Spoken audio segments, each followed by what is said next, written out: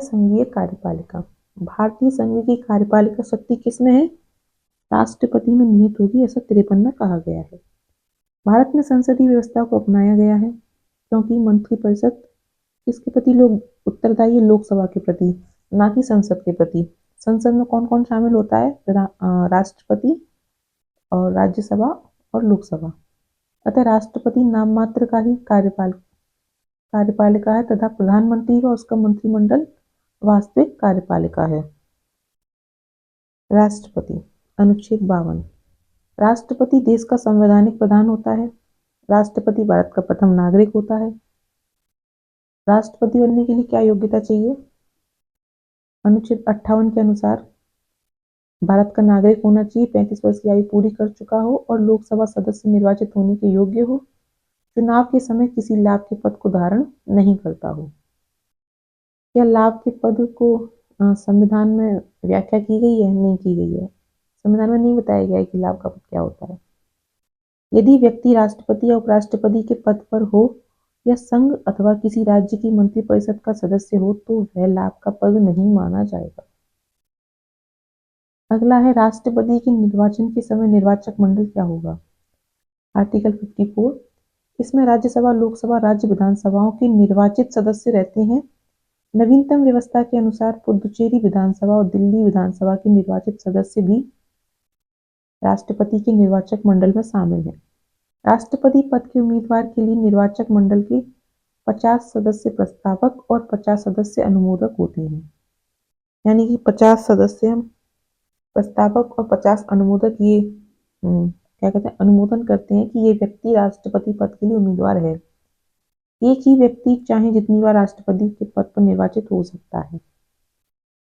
राष्ट्रपति का निर्वाचन कैसे होता है? समानुपातिक प्रतिनिधित्व प्रणाली से होता है। समानुपातिक प्रतिनिधित्व प्रणाली के तीसरे स्वरूप एकल संक्रमणीय मत पद्धति के द्वारा होता है। अनुच्छेद 55। राष्ट्रपति के निर्वाचन से संबंधित विवादों का निपटारा उच्चतम न्यायालय द्वारा किया जाता है और निर्वाचन अवैध घोषित होने पर उसके द्वारा किए गए कार्य अवैध नहीं होते हैं। अब समानुपातिक प्रतिनिधित्व क्या होता है? समानुपातिक प्रतिनिधित्व चुनाव प्रणाली में किसी पार्टी को उतनी ही सीटें मिलती हैं जितने प्रतिशत उसे वोट मिलते हैं। यानी मतगणना के बाद प्रत्येक पार्टी को संसद में उसी अनुपात में सीटें दे दी जाती हैं जिस अनुपात में उसे वोटों में हिस्सा मिलता है। जैसे 100% में से किसी को 50% सीटें वोट मिला तो 50 सीट मिल जाएंगी, 25% वोट मिला है तो 25 सीट और दूसरी पार्टी को मिल जाएंगी। लेकिन ये तो होता है समानुपातिक। और जो हमारे यहाँ प्रधानमंत्री या मुख्यमंत्री या फिर बाकी लोकसभा और विधानसभा, राज्यसभा में जो सिस्टम है वो कौन सा है? वो है first past the post system. मतलब जो सबसे ज्यादा वोट हासिल करेगा वो जीत जाता है, दूसरे वाले को कोई सीट नहीं मिलती। प्रत्येक पार्टी चुनावों से पहले अपने प्रत्याशियों की एक प्राथमिकता सूची जारी करती है और अपने उतने ही प्रत्याशियों को उस प्राथमिकता सूची में चुन लेती है जितनी सीटों का कोटा उसे दिया जाता है।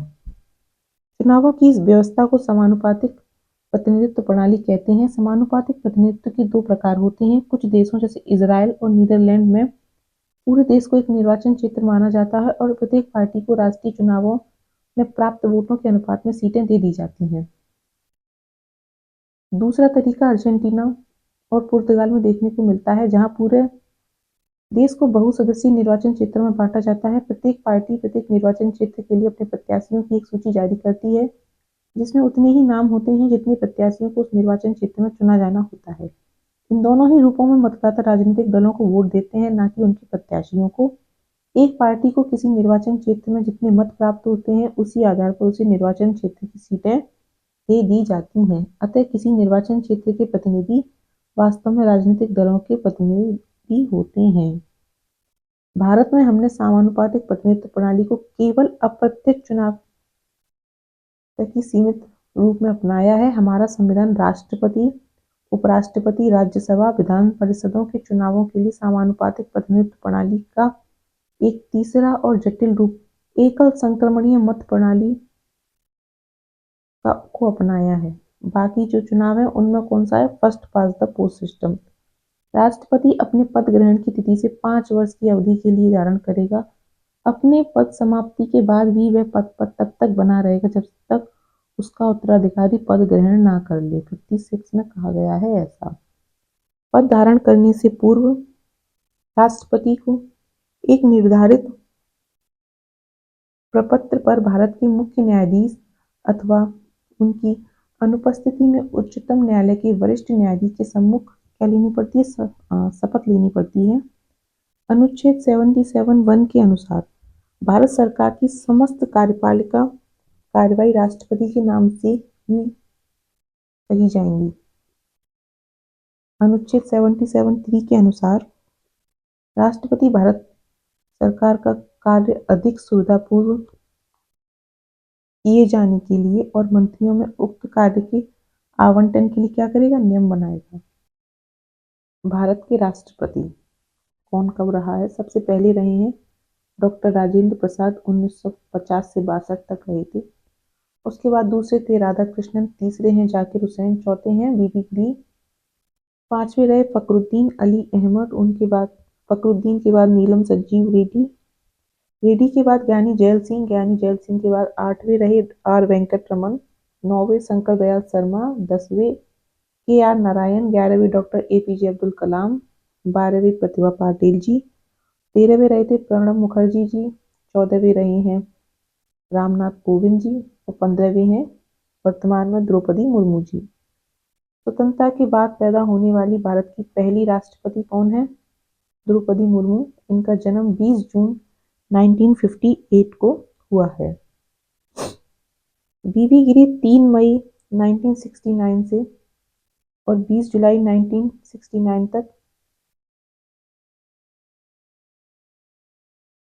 न्यायमूर्ति हिदायतुल्लाह 20 जुलाई 1969 से 24 अगस्त 1969 और बीडी जत्ती 11 फरवरी 1977 से 25 जुलाई 1977 तक कार्यवाहक राष्ट्रपति के पद पर रहे। क्वेश्चन इस तरीके से आएगा कि निम्न में से कौन से राष्ट्रपति कार्यवाहक राष्ट्रपति के तौर पर भी रह चुके हैं? तो बीबी गिरी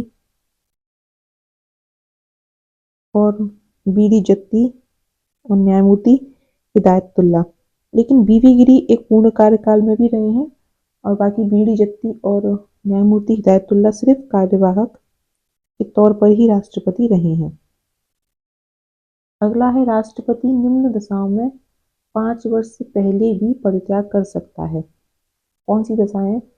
उपराष्ट्रपति को संबोधन अपने त्यागपत्र द्वारा या त्यागपत्र उपराष्ट्रपति को संबोधित किया जाएगा और इसकी सूचना लोकसभा अध्यक्ष को देगा। कौन? उपराष्ट्रपति देगा। आर्टिकल 56(2) महाभियोग के द्वारा हटाए जाने पर। अनुच्छेद 61 महाभियोग के लिए केवल एक ही आधार है जो अनुच्छेद 61(1) में उल्लिखित है, वह है संविधान का अतिक्रमण। अगला है राष्ट्रपति पर महाभियोग। अनुच्छेद 61 राष्ट्रपति द्वारा संविधान के प्रावधानों के उल्लंघन पर संसद के किसी सदन द्वारा उस पर महाभियोग लगाया जा सकता है, परंतु इसके लिए आवश्यक है कि राष्ट्रपति को 14 दिन पहले लिखित सूचना दी जाए जिस पर उस सदन के 1/4 सदस्यों के हस्ताक्षर हों। संसद के उस सदन जिसमें महाभियोग का प्रस्ताव पेश है के 2/3 सदस्यों द्वारा पारित कर देने पर प्रस्ताव दूसरे सदन में जाएगा।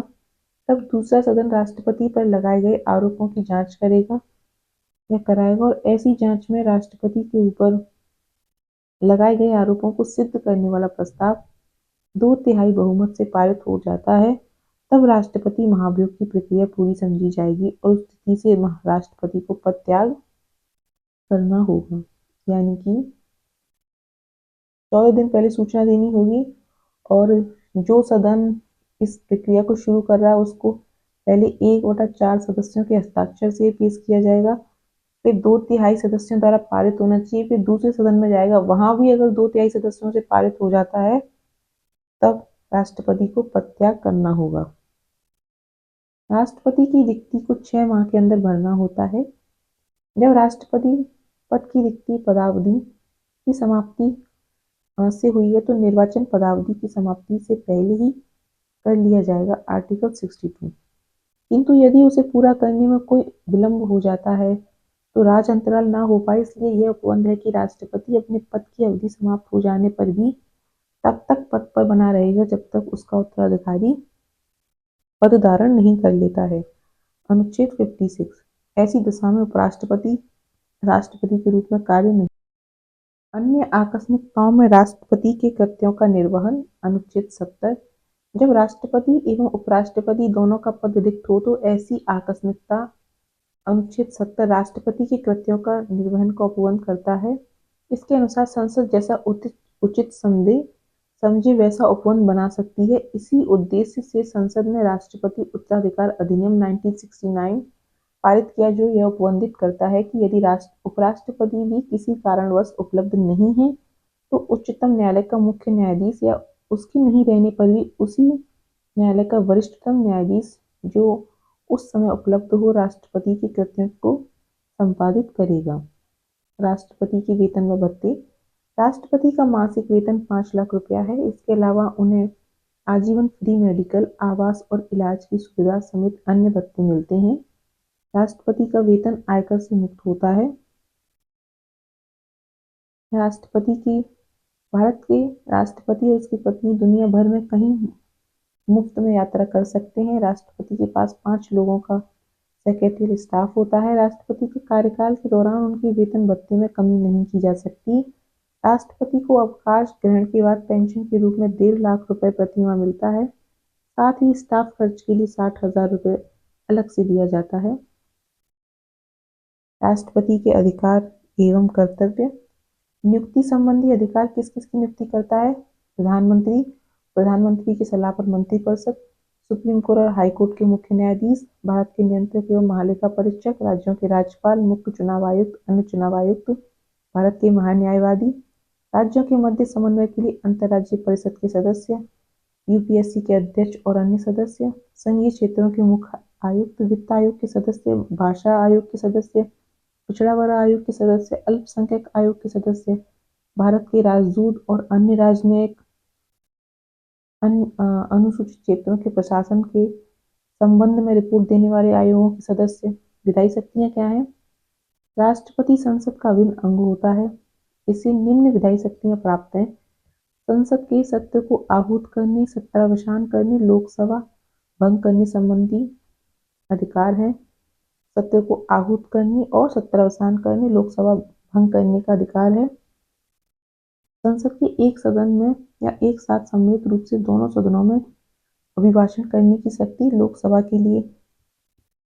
प्रत्येक साधारण निर्वाचन के पश्चात प्रथम सत्र के प्रारंभ में और प्रथम वर्ष के प्रथम सत्र के आरंभ में सम्मिलित रूप से संसद में अभिभाषण करने की शक्ति। संसद द्वारा पारित विधेयक राष्ट्रपति के अनुमोदन के बाद ही कानून बनता है। संसद में निम्न विधेयक को पेश करने के लिए राष्ट्रपति की पूर्व सहमति आवश्यक है। कौन कौन से विधेयक हैं जिनमें राष्ट्रपति की पूर्व सहमति आवश्यक है? नए राज्यों के निर्माण, वर्तमान राज्य के क्षेत्रों, सीमाओं या नामों में परिवर्तन संबंधी विधेयक, धन विधेयक, संचित निधि में व्यय करने वाले विधेयक, आर्टिकल 117(3), ऐसे कराधान पर जिसमें राज्य हित जुड़े हों प्रभाव डालने वाले विधेयक, राज्यों के बीच व्यापार, वाणिज्य, समागम और निर्बंधन लगाने वाले विधेयक। यानी कि कर संबंधी जितने विधेयक हैं सब में राष्ट्रपति की पूर्व सूचना आवश्यक है। यदि किसी साधारण विधेयक पर दोनों सदनों के बीच असहमति है तो उसे सुलझाने के लिए राष्ट्रपति दोनों सदनों की संयुक्त बैठक बुला सकता है। आर्टिकल 108। अब तक 3 बार संयुक्त बैठक बुलाई जा चुकी है। किसी अनुदान की मांग राष्ट्रपति की सिफारिश पर ही की जाएगी, अन्यथा नहीं। अनुच्छेद 113(3). संसद सदस्य मनोनयन का अधिकार। राष्ट्रपति को लोकसभा में आंग्ल भारतीय समुदाय के व्यक्तियों का प्रतिनिधित्व नहीं होने पर उसे उस समुदाय के 2 व्यक्तियों को मनोनीत करने का अधिकार है। संविधान के अनुच्छेद 331 के तहत ये शक्ति प्राप्त है, लेकिन 104वें संविधान संशोधन अधिनियम द्वारा इसको क्या कर दिया गया है? समाप्त कर दिया गया है। इसी प्रकार कला, साहित्य, पत्रकारिता, विज्ञान और सामाजिक कार्य में पर्याप्त अनुभव और दक्षता रखने वाले 12 व्यक्तियों को राज्यसभा में क्या किया जा सकता है? नामजद कर सकता है। आर्टिकल 83। अध्यादेश जारी करने की शक्ति। संसद के स्थगन के समय अनुच्छेद 123 के तहत अध्यादेश जारी कर सकता है जिसका प्रभाव संसद के अधिनियम के समान होता है। इसका प्रभाव संसद सत्र के शुरू होने के 6 सप्ताह तक रहता है, परंतु राष्ट्रपति राज्य सूची के विषयों पर अध्यादेश नहीं जारी कर सकता। जब दोनों सदन सत्र में होते हैं तब राष्ट्रपति को ये शक्ति नहीं होती। याद रखना, अध्यादेश जारी करने की शक्ति कब है? जब दोनों सदन सत्र में ना हो या एक सदन सत्र में ना हो और राज्य सूची के विषयों पर अध्यादेश नहीं जारी कर सकता। अगला है सैनिक शक्ति।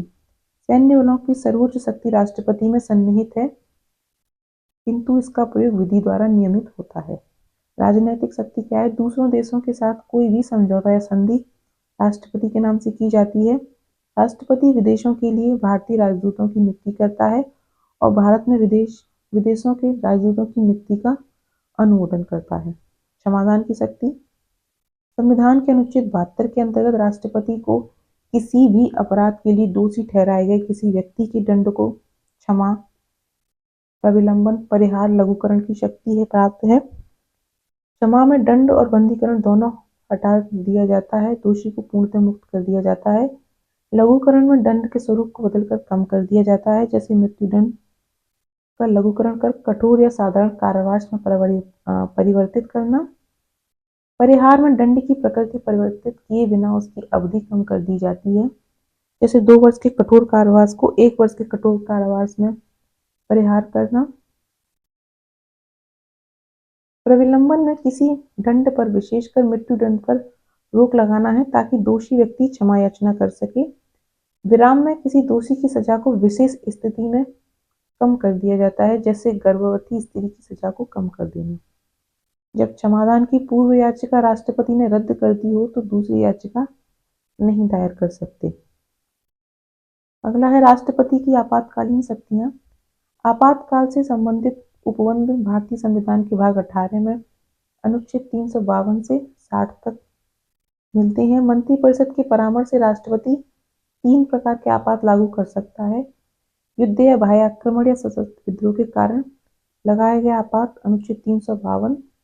राज्यों में संवैधानिक तंत्र के विफल होने से उत्पन्न आपात 356 अर्थात राष्ट्रपति शासन। वित्तीय आपात 360 न्यूनतम अवधि 2 माह होती है।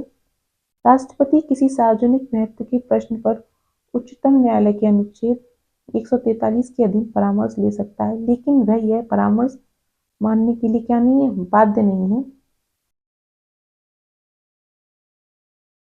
अगला है हमारा राष्ट्रपति की वीटो शक्ति। संसद द्वारा पारित कोई विधेयक तभी अधिनियम बनता है जब राष्ट्रपति उसे अपनी सहमति देता है। ऐसा विधेयक राष्ट्रपति की सहमति के लिए प्रस्तुत होता है। उसके पास कितने विकल्प होते हैं? 3। संविधान के अनुच्छेद 111 के अनुसार वह विधेयक पर अपनी स्वीकृति दे सकता है। अपनी स्वीकृति क्या कर सकता है? सुरक्षित रख सकता है। वह विधेयक अगर धन विधेयक नहीं है तो संसद को पुनर्विचार के लिए लौटा सकता है। हालांकि यदि संसद इस विधेयक को पुनः किसी संशोधन के अथवा संशोधन करके राष्ट्रपति के सामने प्रस्तुत कर दे तो राष्ट्रपति अपनी स्वीकृति देने की होगी, यानी कि राष्ट्रपति अपनी स्वीकृति देने के लिए क्या है? बाध्य है। अगर राष्ट्रपति ने धन विधेयक नहीं है और उसको पुनर्विचार के लिए संसद के समक्ष भेजा है तो संसद इस विधेयक को पुनः बिना किसी संशोधन के या संशोधन करके राष्ट्रपति के पास प्रस्तुत करे तो राष्ट्रपति को अपनी स्वीकृति क्या करनी होगी? देनी ही होगी। इस प्रकार राष्ट्रपति के पास संसद द्वारा पारित विधेयकों के संबंध में वीटो की शक्ति होती है, अर्थात वे विधेयक को अपनी स्वीकृति के लिए क्या रख सकते हैं? सुरक्षित रख सकते हैं। वीटो लैटिन शब्द है जिसका अर्थ क्या होता है? रोकना। भारत के राष्ट्रपति में 3 प्रकार की वीटो शक्ति निहित है: अत्यंतिक वीटो, निलंबनकारी वीटो और जेबी वीटो। अत्यंतिक वीटो अर्थात विधायिका द्वारा पारित विधेयक पर अपनी राय सुरक्षित रखना। निलंबनकारी वीटो यानी कि जो विधायिका द्वारा साधारण बहुमत से क्या किया जा सकता है? निरस्त किया जा सकता है। निरस्त करने का क्या तात्पर्य है कि संसद उसको वापस राष्ट्रपति के समक्ष प्रस्तुत कर दे, जिससे राष्ट्रपति अपनी स्वीकृति देने के लिए क्या हो जाएगा, बाध्य हो जाएगा। जेबी वीटो या पॉकेट वीटो, विधायिका द्वारा पारित विधेयक पर कोई निर्णय न देना, यानी कि राष्ट्रपति उस विधेयक को अपनी पॉकेट में ही रखा रहा है, उस पर कोई जवाब देके विधायिका के पास भेजे ही नहीं। अब है अत्यंतिक वीटो। इसका संबंध राष्ट्रपति की उस शक्ति से है जिसमें वो संसद द्वारा पारित किसी विधेयक को अपने पास क्या रखता है, सुरक्षित रखता है। ये विधेयक इस प्रकार क्या हो जाता है, समाप्त हो जाता है। समाप्त कैसे हो जाता है, राष्ट्रपति ने अपने पास अपना मत सुरक्षित रखा और संसद के पास उसको भेजा ही नहीं, अपना मत बताया ही नहीं, अपनी स्वीकृति दी ही नहीं और अधिनियम नहीं बन पाता। सामान्यतः वीटो निम्न दो मामलों में प्रयोग किया जाता है। अत्यंतिक वीटो किन किन मामलों में प्रयोग किया जाता है, गैर सरकारी सदस्यों के विधेयक के संबंध में, अर्थात संसद के सदस्य जो मंत्री ना हो द्वारा प्रस्तुत विधेयक। गैर सरकारी सदस्य कौन होते हैं, जो कि संसद में मंत्री नहीं होते, अगर उनके द्वारा विधेयक प्रस्तुत किया जाता है तो जो राष्ट्रपति होते हैं वो अत्यंतिक वीटो को इस्तेमाल करते हैं। जनरली, हमेशा नहीं, कभी कभी। सरकारी विधेयक के संबंध में जब मंत्रिमंडल त्यागपत्र दे दे, जब विधेयक पारित हो गया हो और राष्ट्रपति की अनुमति मिलना क्या हो, शेष हो, और नया मंत्रिमंडल राष्ट्रपति को ऐसे विधेयक पर अपनी सहमति ना देने की क्या दे, सलाह दे। जब सरकारी मत, क्योंकि राष्ट्रपति जो भी काम करता है वो मंत्रिमंडल की सलाह से करता है। कौन से आर्टिकल में, 75 में। तो अगर सरकारी विधेयक के संबंध में जब मंत्रिमंडल ने त्यागपत्र दे दिया हो और विधेयक पारित हो गया हो, राष्ट्रपति की अनुमति मिलना शेष हो, और जो नया राष्ट्रमंडल बना है उसने राष्ट्रपति को ऐसे विधेयक पर अपनी सहमति देने के लिए क्या क्या किया हो कि इस पर अपनी सहमति मत देना, तो ऐसे केस में जो राष्ट्रपति होते हैं वो अत्यंतिक वीटो का प्रयोग करते हुए उस विधेयक पर अपना जवाब ही नहीं देते हैं। अगला है निलंबनकारी वीटो। राष्ट्रपति इस वीटो का प्रयोग तब करता है जब वह किसी विधेयक को संसद के पुनर्विचार हेतु लौटाता है।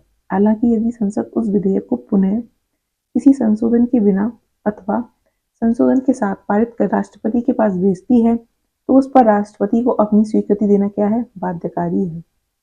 इसका अर्थ है कि राष्ट्रपति के इस वीटो को उस विधेयक को साधारण बहुमत से पुनः पारित कराकर निरस्त किया जा सकता है।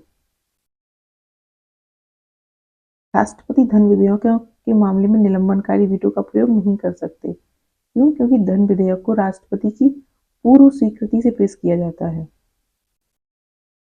राष्ट्रपति किसी धन विधेयक को अपनी स्वीकृति या तो दे सकता है या उसे रोक कर रख सकता है, परंतु उसे संसद को पुनर्विचार के लिए नहीं भेज सकता। साधारणतः राष्ट्रपति धन विधेयक पर अपनी क्या देते हैं, स्वीकृति उस समय दे देता है जब संसद में उसकी पूर्वानुमति से क्या किया गया हो, प्रस्तुत किया गया हो धन विधेयक को। अगला है जेबी वीटो। राष्ट्रपति को किसी विधेयक पर अनुमति देने या ना देने के निर्णय की सीमा का अभाव होने के कारण राष्ट्रपति जेबी वीटो का प्रयोग करते हैं, क्योंकि अनुच्छेद 111 केवल ये कहता है कि राष्ट्रपति विधेयक लौटाना चाहता है तो विधेयक को उसे प्रस्तुत किए जाने के बाद यथाशीघ्र लौटा देगा। जेबी वीटो शक्ति का प्रयोग का उदाहरण है। क्या क्वेश्चन आ सकता है, क्या राष्ट्रपति ने कभी वीटो शक्ति का प्रयोग किया है, तो हाँ। क्या राष्ट्रपति ने कभी जेबी वीटो शक्ति का प्रयोग किया है, तो हाँ। कब किया है, 1986 में संसद द्वारा पारित भारतीय डाकघर संशोधन विधेयक, जिस पर तत्कालीन राष्ट्रपति ज्ञानी जैल सिंह ने कोई निर्णय नहीं दिया, तो कौन सी शक्ति का इस्तेमाल किया, जेबी वीटो का। 3 वर्ष पश्चात 1989 में अगले राष्ट्रपति आर वेंकट रमन ने इस विधेयक को नई राष्ट्रीय मोर्चा सरकार के सामने पुनर्विचार हेतु भेजा, परंतु सरकार ने क्या कर दिया, इसे रद्द कर दिया। संविधान संशोधन से संबंधित अधिनियमों में राष्ट्रपति के पास कोई वीटो शक्ति नहीं है, यानी कि अगर संविधान संशोधन कोई विधेयक आता है तो राष्ट्रपति को अपनी स्वीकृति देनी ही होगी। कौन से आर्टिकल से इसको कौन से संविधान संशोधन से इसको बाध्यकारी बनाया गया, 24वें संविधान संशोधन अधिनियम में संविधान संशोधक विधेयक पर राष्ट्रपति को अपनी स्वीकृति देने के लिए क्या बना दिया गया है, बाध्यकारी बना दिया गया है। राज्य विधायिका पर राष्ट्रपति का वीटो। राज्य विधायिकाओं के संबंध में भी राष्ट्रपति के पास वीटो की शक्तियां हैं। राज्य विधायिका द्वारा पारित कोई भी विधेयक तभी अधिनियम बनता है जब राज्यपाल अथवा राष्ट्रपति यदि विधेयक राष्ट्रपति के विचार के लिए लाया गया हो तो उस पर अपनी स्वीकृति दे देता है, तभी वो क्या बनेगा, नियम बनेगा। जब कोई विधेयक राज्य विधायिका द्वारा पारित कर राज्यपाल के विचारार्थ उसकी स्वीकृति के लिए लाया जाता है तो अनुच्छेद 200 के अंतर्गत उसके पास 4 विकल्प होते हैं। वह विधेयक पर अपनी स्वीकृति दे सकता है, वह विधेयक पर अपनी स्वीकृति क्या रख सकता है, सुरक्षित रख सकता है। वह विधेयक अगर धन विधेयक नहीं है तो विधायिका को क्या कर सकता है, पुनर्विचार के लिए लौटा सकता है। और एक और एक्स्ट्रा शक्ति क्या होती है राज्यपाल के पास कि वह विधेयक को राष्ट्रपति के विचाराधीन आरक्षित कर सकता है। ठीक है। और जब कोई विधेयक राज्यपाल के द्वारा राष्ट्रपति के पास आरक्षित कर दिया जाता है तो फिर राष्ट्रपति के पास फिर वही 3 विकल्प हैं जो पहले थे। वह विधेयक पर या तो अपनी स्वीकृति दे सकते हैं या अपनी स्वीकृति सुरक्षित रख सकते हैं, अथवा वह राज्यपाल को निर्देश दे सकता है कि वह विधेयक अगर धन विधेयक नहीं है तो वो राज्य विधायिका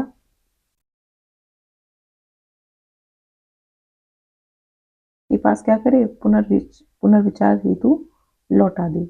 यदि विधायिका किसी संशोधन के बिना अथवा संशोधन करके पुनः पारित कर राष्ट्रपति के पास भेजती है तो राष्ट्रपति अपनी सहमति देने के लिए क्या नहीं है, बाध्य नहीं है। ये बहुत इंपॉर्टेंट पॉइंट है कि अगर राज्य का विधेयक राज्य विधायिका के पास पुनर्विचार के लिए भेजा गया है तो राष्ट्रपति बाध्य नहीं है स्वीकृति देने के लिए। लेकिन संसद का विधेयक अगर राष्ट्रपति के पास पुनर्विचार के लिए भेजा गया है तो तब राष्ट्रपति बाध्य है अपनी स्वीकृति देने के लिए। इसका अर्थ है कि राज्य विधायिका राष्ट्रपति के वीटो को निरस्त नहीं कर सकती। इसके अतिरिक्त संविधान में यह समय सीमा भी तय नहीं है कि राज्यपाल द्वारा राष्ट्रपति के विचारार्थ रखे विधेयक पर राष्ट्रपति कब तक अपना निर्णय दे। इस प्रकार राष्ट्रपति राज्य विधेयकों पर अपनी जेबी वीटो का प्रयोग कर सकता है। भारत में राष्ट्रपति के द्वारा संघ वित्त आयोग की सिफारिशों, नियंत्रक महालेखा परीक्षक के प्रतिवेदन, राष्ट्रीय अनुसूचित जाति आयोग, जनजाति आयोग के प्रतिवेदनों को संसद के पटल पर रखवाया जाता है। और अगला फैक्ट क्या है, डॉक्टर राजेंद्र प्रसाद भारत के क्या थे, प्रथम राष्ट्रपति थे। वे लगातार 2 बार राष्ट्रपति निर्वाचित हुए।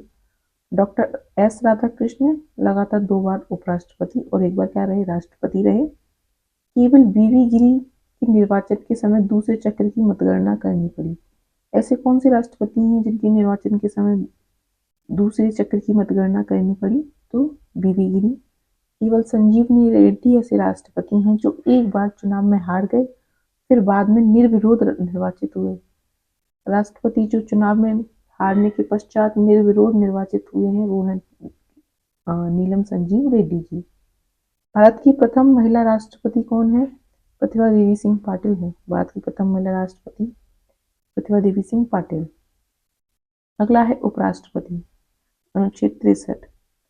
संविधान में उपराष्ट्रपति से संबंधित प्रावधान अमेरिका के संविधान से ग्रहण किए हैं। तो हम क्वेश्चन आ सकता है कि उपराष्ट्रपति का पद भारत में कहाँ के संविधान से लिया है, तो यूएसए के। भारत का उपराष्ट्रपति राज्यसभा का क्या होता है, पदेन सभापति होता है।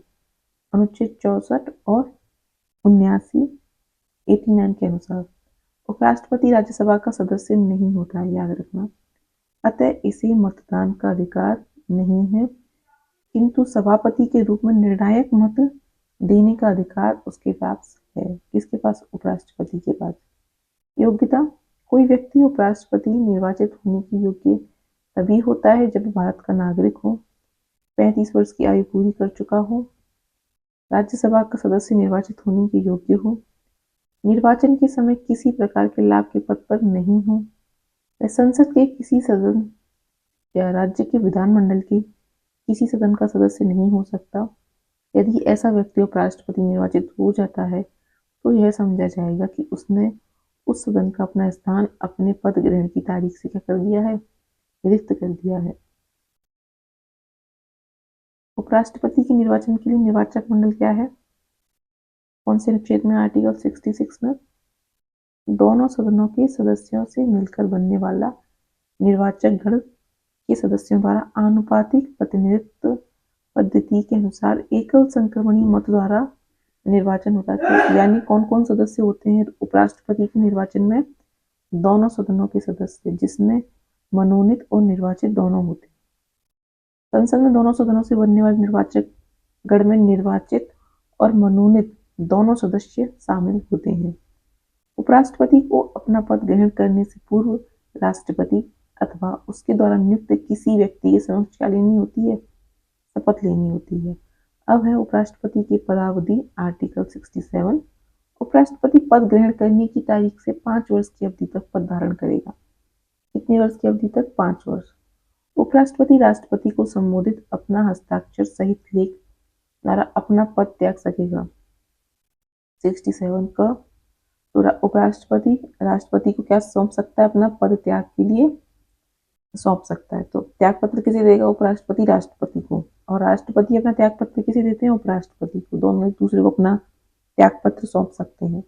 उपराष्ट्रपति राज्यसभा के ऐसे संकल्प द्वारा पद से हटाया जा सकता है जिसे राज्यसभा के तत्कालीन व समस्त सदस्यों के बहुमत ने पारित किया हो और जिससे लोकसभा क्या हो? सहमत हो।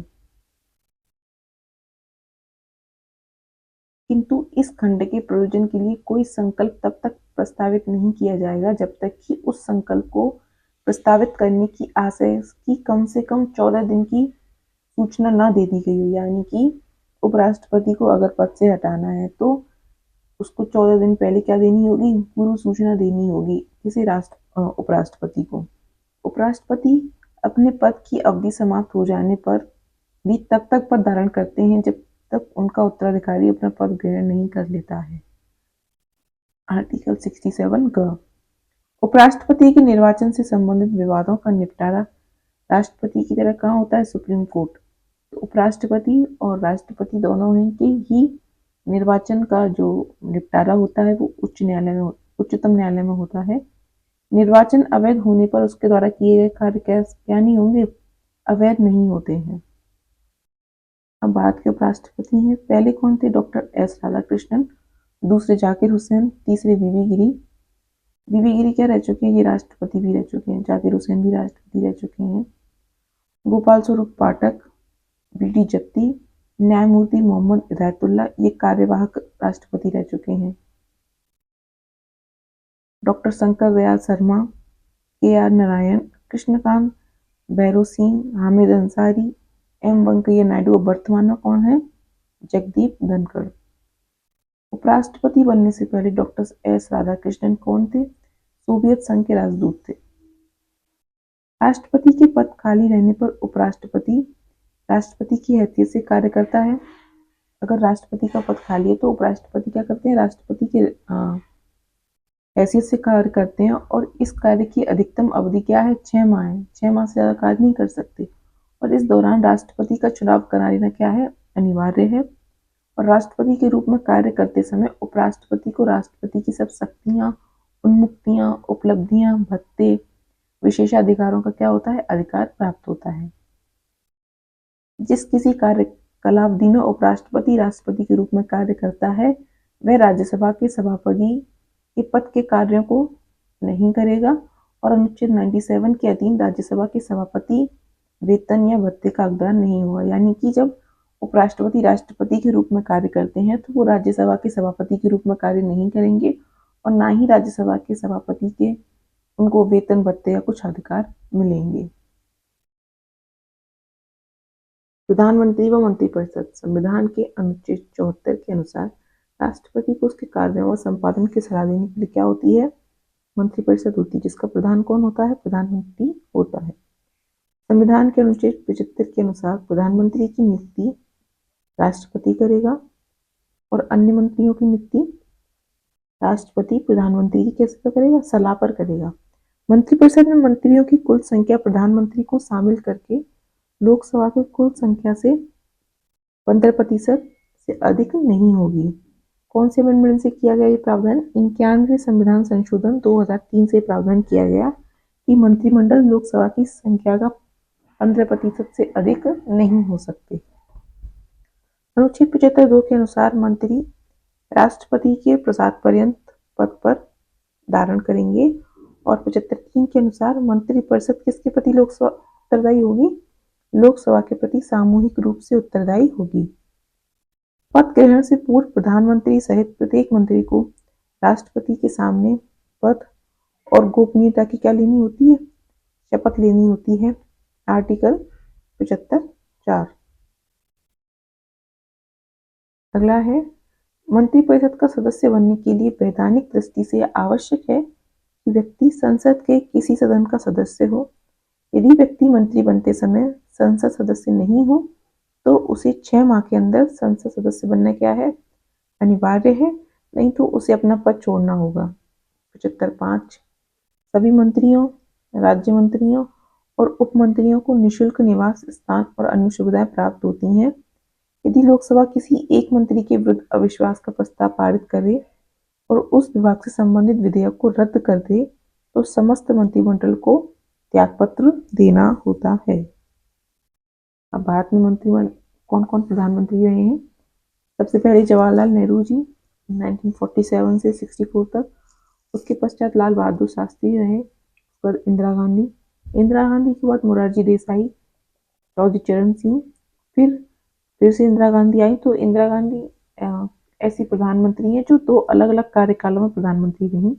उसके बाद राजीव गांधी जी, फिर विश्वनाथ प्रताप सिंह जी, उसके बाद चंद्रशेखर जी, उसके बाद पीवी नरसिम्हा राव के बाद अटल बिहारी वाजपेयी, एच.डी. देवगौड़ा, आई.के. गुजराल, अटल बिहारी वाजपेयी। उसके बाद फिर से अटल बिहारी वाजपेयी रहे थे। उसका तत्पश्चात 2004 से 14 तक डॉक्टर मनमोहन सिंह और वर्तमान में है नरेंद्र मोदी। सबसे लंबा कार्यकाल जो है जवाहरलाल नेहरू का रहा था, 16 वर्ष 9 महीने 12 दिन। प्रथम गैर कांग्रेसी प्रधानमंत्री और पद से त्यागपत्र देने वाले प्रथम प्रधानमंत्री कौन रहे, मोरारजी देसाई ऐसे प्रधानमंत्री थे जो प्रथम गैर कांग्रेसी प्रधानमंत्री थे और उन्होंने पद से त्यागपत्र दिया था। चौधरी चरण सिंह ऐसे प्रधानमंत्री थे जिन्होंने लोकसभा का सामना न करने वाले पहले प्रधानमंत्री कौन थे। ऐसे कौन से प्रधानमंत्री हैं जिन्होंने लोकसभा का सामना नहीं किया, तो चौधरी चरण सिंह। अविश्वास प्रस्ताव द्वारा पद से हटाए गए प्रथम प्रधानमंत्री हैं विश्वनाथ प्रताप सिंह। कार्यकाल कब था इनका, 1989 से 90। तो विश्वनाथ प्रताप सिंह को अविश्वास प्रस्ताव द्वारा पद से हटाए जाने वाले प्रथम प्रधानमंत्री हैं। और पद ग्रहण करने के समय किसी भी सदन के सदस्य नहीं थे, कौन, पीवी नरसिम्हा राव ऐसे प्रधानमंत्री हैं जो पद ग्रहण करते समय किसी भी सदन के सदस्य नहीं थे, ना ही तो राज्यसभा और ना ही लोकसभा। सबसे छोटा कार्यकाल वाले प्रधानमंत्री थे अटल बिहारी वाजपेयी जी, मात्र 13 दिन का। पद ग्रहण करते समय विधानसभा सदस्य कौन थे, एच.डी. देवगौड़ा जी। जब उन्होंने पद ग्रहण किया था तो ये विधानसभा के सदस्य थे। 3 प्रधानमंत्री जवाहरलाल नेहरू, लाल बहादुर शास्त्री और श्रीमती इंदिरा गांधी की मृत्यु उनकी पदावधि के दौरान हो गई थी। लाल बहादुर शास्त्री जी की मृत्यु 11 जनवरी 1966 को भारत से बाहर ताशकंद में हुई थी। मोरारजी देसाई सबसे अधिक उम्र में और राजीव गांधी सबसे कम उम्र में प्रधानमंत्री बने। गुलजारी लाल नंदा 27 मई 1964 से 9 जून 1964 तथा 11 जनवरी 1966 से 24 जनवरी 1966 तक कार्यवाहक प्रधानमंत्री बने। भारत के पहले उप प्रधानमंत्री सरदार वल्लभ भाई पटेल थे। मंत्री 3 प्रकार के होते हैं, कैबिनेट मंत्री, राज्य मंत्री और उप मंत्री। कैबिनेट मंत्री विभाग के अध्यक्ष होते हैं। प्रधानमंत्री एवं कैबिनेट मंत्री को मिलाकर मंत्रिमंडल का निर्माण होता है। प्रधानमंत्री लोकसभा का नेता होता है। वह राष्ट्रपति को संसद का सत्र आहूत करने, सत्रावसान करने संबंधी परामर्श देता है। वह किसी भी समय लोकसभा को विघटित करने की सिफारिश राष्ट्रपति से कर सकता है, कौन, प्रधानमंत्री। अगला है, प्रधानमंत्री सभा पटल पर सरकार की नीतियों की क्या करते हैं, घोषणा करते हैं। प्रधानमंत्री नीति आयोग, राष्ट्रीय विकास परिषद, राष्ट्रीय एकता परिषद, अंतर्राज्यीय परिषद और राष्ट्रीय जल संसाधन परिषद का अध्यक्ष होता है। प्रधानमंत्री राष्ट्रपति मंत्रिपरिषद के बीच संविधान की मुख्य कड़ी है। आर्टिकल 78। प्रधानमंत्री राष्ट्रपति को विभिन्न अधिकारियों जैसे भारत का महान्यायवादी, नियंत्रक एवं महालेखा परीक्षक, संघ लोक सेवा आयोग के अध्यक्ष, उसके सदस्यों, चुनाव आयुक्त, वित्त आयोग के अध्यक्ष व उसके सदस्य, और अन्य नियुक्तियों के संबंध में परामर्श देता है। प्रधानमंत्री किसी मंत्री को पद त्याग देने अथवा राष्ट्रपति को उसे बर्खास्त करने की सलाह दे सकता है। वह मंत्रिपरिषद बैठक की अध्यक्षता करता है। वह अपने पद से त्यागपत्र देकर मंत्रिमंडल को क्या कर सकता है? बर्खास्त कर सकता है। प्रधानमंत्री मंत्रिपरिषद का प्रमुख होता है। अतः जब प्रधानमंत्री त्यागपत्र देता है अथवा उसकी मृत्यु हो जाती है तो अन्य मंत्री कोई भी कार्य नहीं कर सकते। अन्य शब्दों में प्रधानमंत्री की मृत्यु अथवा त्यागपत्र से मंत्रिपरिषद स्वयं ही क्या हो जाती है? विघटित हो जाती है और एक शून्यता उत्पन्न हो जाती है। प्रधानमंत्रियों में सबसे बड़ा कार्यकाल प्रथम प्रधानमंत्री जवाहरलाल नेहरू का रहा। वे कुल 16 वर्ष 9 माह 12 दिन तक अपने पद पर रहे। देश की प्रथम महिला प्रधानमंत्री श्रीमती इंदिरा गांधी बनी। वे ऐसी पहली व्यक्ति रहीं जो 2 अलग अलग अवधियों में प्रधानमंत्री रहीं। पहली बार इंदिरा गांधी प्रधानमंत्री बनी तो राज्यसभा की क्या थी? सदस्य थी। चरण सिंह एकमात्र ऐसे प्रधानमंत्री रहे जो कभी लोकसभा में उपस्थित नहीं हुए। विश्वास मत प्राप्त करने में असफल रहे। विश्वास मत प्राप्त करने में असफल होने वाले प्रथम प्रधानमंत्री कौन रहे? विश्वनाथ प्रताप सिंह। या फिर अविश्वास प्रस्ताव द्वारा उठाए जाने वाले प्रथम प्रधानमंत्री विश्वनाथ प्रताप सिंह। एक कार्यकाल में सबसे कम समय तक प्रधानमंत्री अटल बिहारी वाजपेयी रहे, मात्र 13 दिन। कैबिनेट मंत्रियों में सबसे बड़ा कार्यकाल किसका रहा? जगजीवन राम जी का रहा। 32 वर्ष तक केंद्रीय मंत्रिमंडल में रहे। सबसे लंबी अवधि तक एक ही विभाग का कार्यभार संभालने वाली केंद्रीय मंत्री रही राजकुमारी अमृता कौर। अब है मंत्रिमंडल सचिवालय। मंत्रिमंडल सचिवालय भारत सरकार के नियम 1961 के अंतर्गत प्रत्यक्ष तौर पर प्रधानमंत्री के अधीन कार्य करता है। इसका प्रशासनिक प्रमुख कौन होता है? कैबिनेट सचिव। कैबिनेट सचिव सिविल सर्विसेज बोर्ड के पदेन अध्यक्ष होते हैं। मंत्रिमंडल सचिवालय मंत्रिमंडल की बैठकों के लिए कार्यसूची तैयार करता है और मंत्रिमंडल समितियों के लिए सचिवालय सहायता भी प्रदान करता है। ये विभिन्न मंत्रालयों के बीच समन्वय स्थापित करता है। कौन? मंत्रिमंडल सचिवालय। मंत्रालयों को वित्तीय संसाधनों का आवंटन वित्त मंत्रालय के द्वारा किया जाता है, न कि मंत्रिमंडल सचिवालय के द्वारा। तो मंत्रालयों को वित्तीय संसाधनों का आवंटन कौन करता है? वित्त मंत्रालय, न कि मंत्रिमंडलीय सचिवालय।